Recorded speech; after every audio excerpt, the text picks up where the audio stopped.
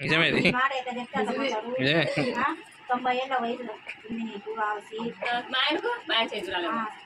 చదువు ఉండింది, చదువుకొని జాబు ఖచ్చితంగా ఉండింది గవర్నమెంట్ జాబ్.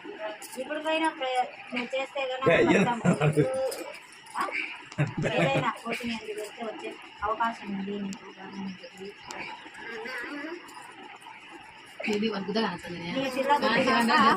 మీ దశ తిరిగింది.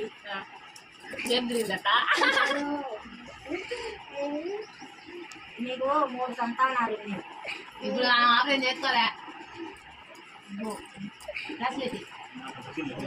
4 సంతానాలు. 4 సంతానాలు ఉంటాయి. 4 సంతానాలు. డబ్బు గాలి కూడా పెట్టలేదు.